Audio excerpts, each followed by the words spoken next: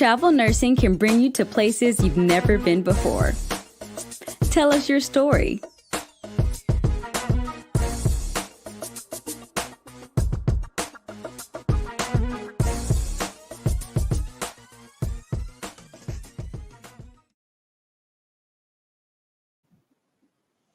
Hi, this is Rita, and it's Tuesday. I'm going to make a couple of announcements real quick.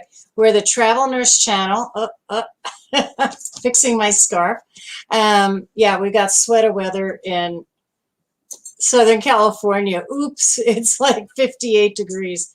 Anyway, yeah, so the announcement right now, if you're tuning in, you might realize that we're a little early, and I'm going to check out a little early because I have an appointment, and I'm getting close on having my hip fixed. So I've got a hip that just suddenly got really, why? Okay, let's put it that way. There we go. Yeah, I have a hip that just got suddenly extraordinarily painful this summer, and so I'm gaining on getting it fixed. I'll get it fixed next month, right after Thanksgiving. So, yeah.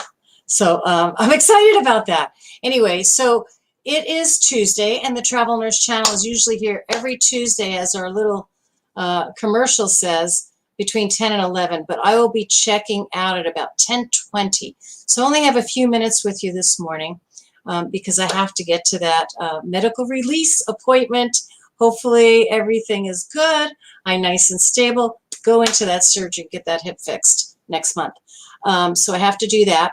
And next week, I will check in with you again on Monday, because Tuesday I have other commitments. And so next week, the broadcast will actually be on Wednesday, and I will remind you on Monday. So I'll keep broadcasting and maybe just posting on Facebook and YouTube updates. But I am really, really excited that we will have an author next week, not just any author. Oh my goodness. Like, everybody knows this name, James Patterson. He's prolific. He's a great author. He's a bestseller, and he's probably one of the biggest selling authors in the United States. Currently in the 21st century, for the last several decades. I've read tons of his books, but he will be with us next Wednesday between 10 and 11 Pacific Standard Time. What is that? 11, 12, 1 and 2 Eastern Standard Time. And throughout the nation, whatever time you tune in throughout the nation, that'll be it. He's written detective novels. He's written about Alex Cross. And anyway, this collaboration, this publication is ER Nurses. That is the name of it. It has actually ER Nurses ... true stories from the front line. And I'm digging it. I'm about 3/4 of the way through it. And it's just individual story after story of nurses. It kind of gives a mini bio at the beginning. So the nurse may be doing something now. She may be a manager. She may still be in, her career as an ER nurse. She or he, there are many female and male nurses, and their highlights, their stories. I mean, that's what it's all about. That's what the Travel Nurse Channel is all about, is stories. We share stories, and we learn from one another. And we nod our heads and we go, oh yeah, I remember something like that. And so, so thank you, James Patterson, and thank you to him and his team and his publishers. We will be speaking with them next week on the Travel Nurse Channel, not on Tuesday as usual between 10 and 11 Pacific Standard Time, but on Wednesday. So those are my announcements. They're out of the way. I want to talk about travel for you and what some travel nurses are saying. And it's not always good news, It's tough out there. And this is probably not the warmest floor. Probably need a turtleneck. I'm such a wimp. It's chilly in my house.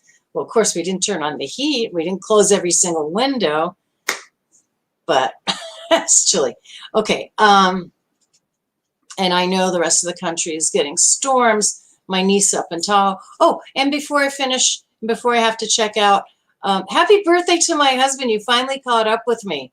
He's having a birthday today, and I'm a few months ahead of him in birthdays. So happy birthday, honey. Okay. Happy birthday, Papa King. That's what the babies and all my daughter's friends have been calling him for years. So he's Papa to the baby, to our baby. So what are the nurses talking about? They're talking about the shortages. They're talking about the pandemic.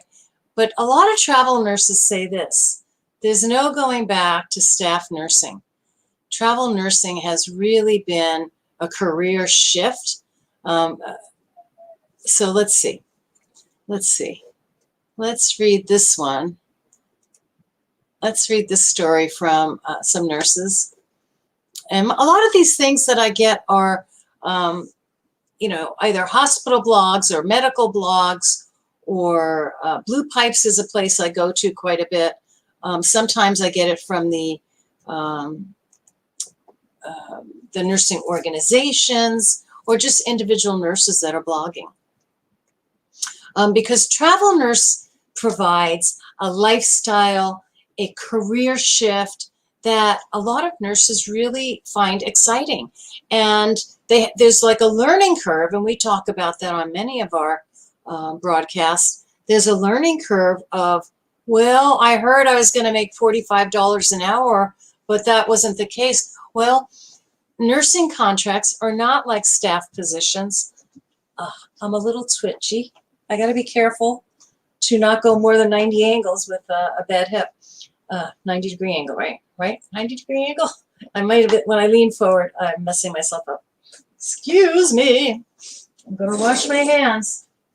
Don't stop that. Don't stop washing your hands, my friends. Okay, because, COVID and mutations of COVID, and just flu season is here. I hope you got your flu shot.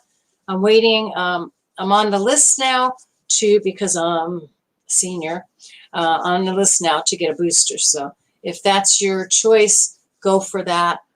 That would be something I will be mentioning too, about unvaccinated nurses, or nurses that choose not to get vaccinated, and some of the rules here in California. So yeah, that's an issue as well. But at any rate, so you will hear, 3,000 a week, 5,000 a week, 8,000 a week, 45 an hour, 55 an hour. There's lots of, yes, there's money out there to be made as a travel nurse, but there's lots of caveats, and there's lots of selling points to get you to pay attention to one company or another, or one travel assignment or another. And so you really have to ask a lot of questions. So that is one reason why nurses may say, gee, it's really time to consider this travel idea. And then for many other reasons, nurses get hooked. So I want to read you some quoted text by nurses. Let's see, is this the site?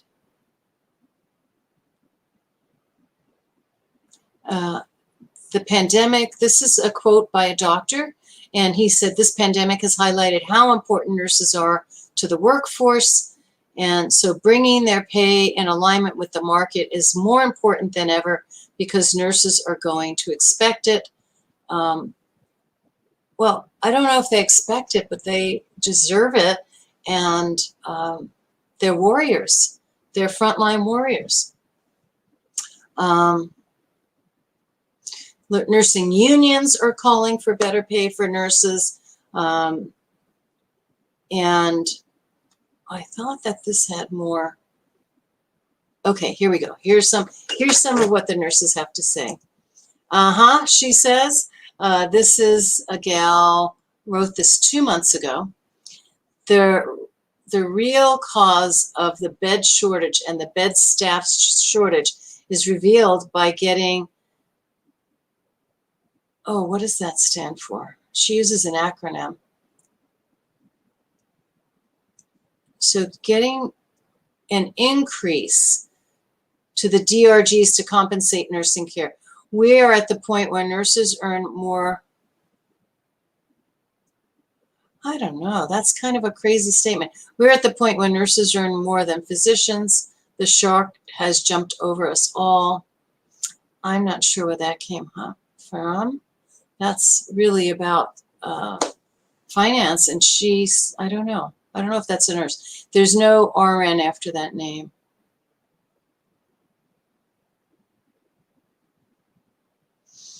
Somebody else is commenting that more and more physicians are becoming hospital employees, but actually 30% in some cases are travel nurses. So, and they can be local travelers, meaning they travel within a 50-mile radius, or they can be brought in from other states. Someone else said this a few months ago also. The percentage of BSN grads in February 2019, the Campaign for Nursing's Future, an initiative to the Center to Champion Nursing in America, published a series of state maps showcasing the progress being made by nurses in attaining the baccalaureate. The percentage of RNs with a BSN or higher degree is now at an all-time high. The national average is approximately greater than 56%, so that's good news, which is up from a few years back where it was in the 40s. So there's some information. Somebody else says $120 an hour is closer to where RN salaries need to be. I think $120 an hour is not an average, people. It's not. And not that it shouldn't be. I'm not to judge that. I see the cost of living going up, and I'm semi-retired. And so my income has changed drastically in the last 2 years, and the cost of living has gone up. So my husband and I are always considering our next move. We have a lot of space here. We have outdoor space, indoor space, and a family of 5 living with us. But when that changes, which I think it will change soon, when the kids leave and the baby leaves, hopefully they don't go too far. I don't think they are. What's our next move? Do we stay in Southern California where we usually enjoy the weather? I am chilly today, but I'm wimpy. But do we downsize? Do we add an ADU, an additional dwelling unit? Do we make changes? Well, more than likely we will, because we're not, the big providers we were when we were younger and working 2 jobs and, being crazy people like the young people do, like some young people do. Let's see what some other nurses and physicians are saying. This is a physician saying, as a physician, I would love to rebrand myself and sign up to be a contract nurse. Wow. That's kind of cool. They have a strong work ethic. I don't have to do codes or meet the certain, technical criteria. Yeah. So the doctors are feeling pressured as well. Interesting. Okay, so we're going to go back. That's not enough from nurses. Let's see. Where's my blue pipes?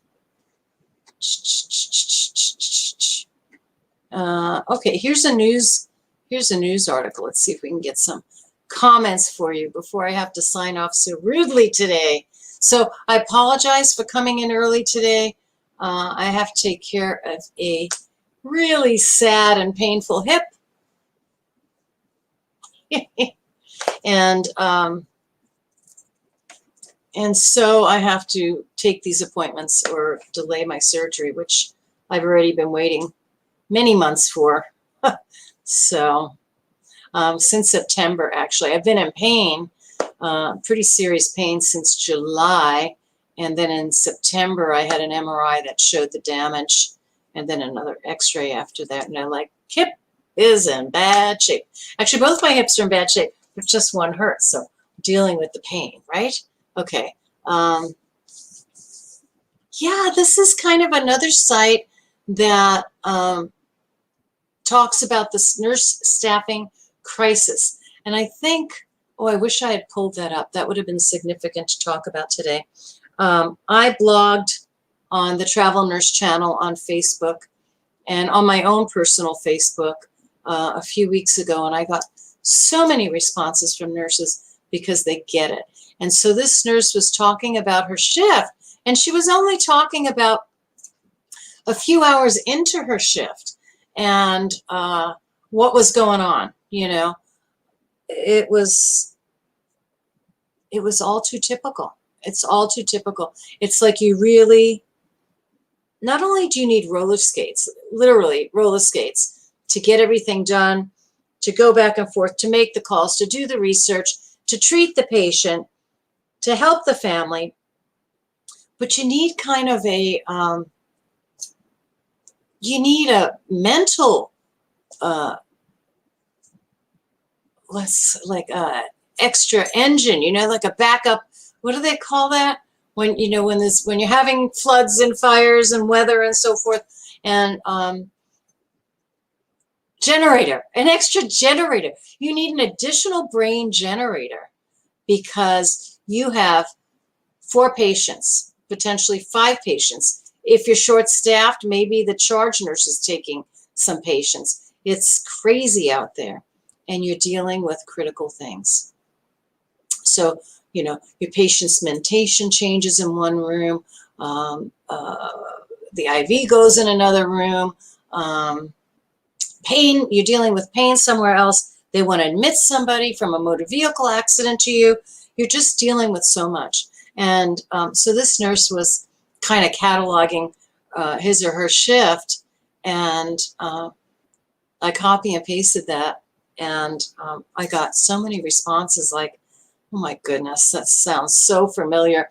And some of my nurses who are nurse cohorts and nurse comrades and associates who are retired saying, oh my gosh, I remember those days. Well, those days haven't gone away. And young nurses, my daughter now just hit her 30s, and so her friends, some of them became nurses, and if I run into the family or the nurse, will say, how's it going? And they're like, oh my gosh, it's so hard. I can't get a break. It's some of them have traveled, and it's a, what do I want to say? It's a prioritizing challenge, and it stays that way. And if you're working in an acute setting, or if you're working in a 12-hour shift or an 8-hour shift, it's pretty much that way most of the shift. Every now and then you have a day where things fall into place. You know, there aren't too many square pegs for round holes. You know, the round pegs fit into the round holes. The computer works well. The team is helpful, and it's a pretty smooth ride. But it's not always the case. And so you really do the juggling act and the prioritizing act, and maybe have to be a little sterner or firmer in your communications. Not rude, not rude. Just, you know, if you're going to a charge person and you're running late on meds because you have a patient crashing in a room, you have to say, I really need someone to visit my patient in room so-and-so, you know, room 212, because I won't be able to get there. I have to restart this IV, I have to call the doctor, and I have to make sure this patient gets transferred to the ICU because they're not doing well. And the charge nurse goes, well, please help me out, or I have to go to, you know, to the next level. It's a time crunch. It's a time crunch. So you have to be really clear with your needs and the immediacy of it. If it's just, can somebody peek in that room? You know, I haven't been in there in a half an hour, and I need a half an hour to do what I'm doing, but can you just check? I know she rang the bell and I cannot get to it. Whatever the issue is, you have to communicate well. And in some cases, when things are critical, and most things are fairly intense, whether you're in a orthopedic unit, med-surg unit, intensive care unit, absolutely in the ER, Wait till you read this book. You have to read ER Nurses. I'll give you that title again. And we're going to be talking to the author and/or authors next week. ER Nurses, True Stories from the Front Line. James Patterson with Matt Eversman. And it's just story after story directly from nurses. I can't put it down, honestly. I'd be holding up the book for you, except I'm reading it on my Kindle. So it's available on all those, you know, all those different devices that people have, you know, e-readers and smartphones, tablets, laptops, etc. I happen to have a Kindle I've had for years, so that's how I do a lot of reading. Anyway, I hope you can tune in, not next Tuesday, but next Wednesday between 10 a.m. and 11 Pacific Standard Time for our author guests. I'm so thrilled about this, guys. Okay, so let's see what nurses say. Yeah, the nursing shortage. A lot of people, that's what is happening. It's not just a travel nurse shortage, it's a nurse shortage. And that has been happening for years. I think COVID forced leaders and organizations and travel companies and hospitals and all of the healthcare facilities to relook at how we're utilizing graduates, about how we can entice people who have retired to come back to us, and and look at how we're paying them, because we need them desperately. And if they're going to put themselves on the line and kind of leave the family and work under stressful conditions, we have to compensate for that somehow, right? So yeah, there's been a nursing crisis, I would say a shortage followed by years of crisis, and we're in that area right now. So I'm sure you know it and you're working it, and I thank you. I thank you so much. I'm always thrilled when I'm taking care of my mom or taking care of a family member, or even myself going through this this preoperative, this issue with my hip, when I get to meet other members of the team. Could be a medical assistant, could be a physician assistant, the physician. A lot of times I'm interacting with the team, either online, through email communications, or in an office, because this is a physical issue I have, so I've had to have MRIs and x-rays and meetings and so forth. So meeting the team is just so key and so helpful. Anyway, can I get some quotes here? Oh, don't take advantage.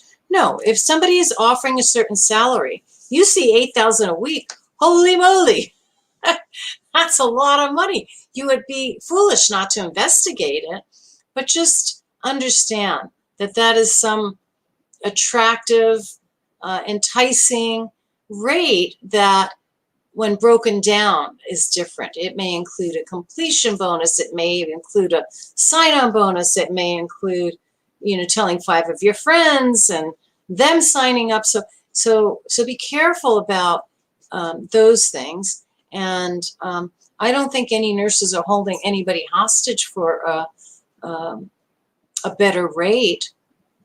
And also, we've done many episodes about stipends and housing and travel monies and cars and, you know, housing. We talked about that, insurance and so forth. So there's many pieces to the travel contract, and the more knowledgeable you are and the more research you do, it takes. We had a lovely travel nurse guest a few weeks ago, and she talked about her introduction to travel and how she learned a little bit along the way, and how some people would recommend companies or recruiters. And now that she's done a few, she's figured things out, and she knows where she wants to be because she met somebody and she's involved with somebody, and she's closer to her home state, or she's in her home state, closer to her hometown. And anyway, she was delightful. So she learned herself. wasn't that things went awry. It's just that she learned more. And I've suggested this many times. I'll say it one more time. And I've really got to cut off early today. Thank you for tuning in. If you're tuning in for the 10 to 11 o'clock hour, we started early today. We started about 9:30, 9:45, and I do have to cut out early. But I'll be back Monday to remind you that next Tuesday, I won't be recording. I'll be live on Wednesday next week. I think it's the 3rd of November between 10 and 11 a.m. Pacific Standard Time with a lovely, lovely author, 2 authors actually. It's an author with another fellow. It's James Patterson. And so he and the co-author, hang on, I'm going to read that to you. I don't know if it's a co-author. I haven't read the book from end to end, and there wasn't much at the beginning to tell me on my Kindle, but it's James Patterson with Matt Eversman. And they wrote ER Nurses, or James wrote with Matt Eversman's, I don't know, there was no prologue, but they wrote ER Nurses, True Stories from the Front Line, or rather Mr. Patterson wrote it. And we'll find out what Matt Eversman had to do with that book. He's on the cover. ER Nurses, True Stories from the Front Line, and it's been fabulous. It's a fabulous read, and hopefully I'll finish it tonight because it's really easy, wonderful reading, particularly for anybody in the healthcare, travel healthcare, nurses, doctors. I think many, many people and the public will enjoy this book. It's a real inside look, and it's real heartfelt and straightforward, directly from nurses. It doesn't look like Hollywood. It looks like the real deal. So I wanted to say that. Other things that are nurses, that I will say to nurses, is that certain states are needier. California is needy, Texas is needy, New York is needy, and so a good portion of our nurses are going to those places, but it's your oyster. And those places, maybe because of the high demand and high need, like thousands of nurses are needed, maybe you are seeing more attractive rates there. But Alaska needs you, and the state of Washington needs you, and Boston needs you, and the Midwest needs you, and Hawaii needs you. So all of those can be on your scope in this chosen career. I didn't get comments, I don't think, because, did I not open the comment line? Rita. But also because I believe a little early on this broadcast. So I don't know. I'm not seeing. Yeah. Usually when we're live, we get comments and hellos and questions and so forth. So feel free, tune in. I will come back from my appointment and I'll check in to see if I missed anybody's questions or comments. And I will see you next week. I will tune in with you Monday to remind you about the Tuesday broadcast being moved to Wednesday. My fault. Sorry. Life got in the way. Until then, stay safe. Thank you for what you do. Look forward for this upcoming guest next week and in the weeks to follow. I've contacted a lot of authors, recruiters, nurses, anybody that wants to tune in, anyone that wants to join the broadcast, anybody with a story. We welcome you, very much welcome you. Call the number, email me. It's rita@travelnursechannel.com. Easy one. Rita, R-I-T-A, @travelnursechannel.com, or the phone number 800-737-6518. Anytime. We'll get back to you ASAP. Thank you so much. Travel nursing can bring you to places you've never been before. Tell us your story.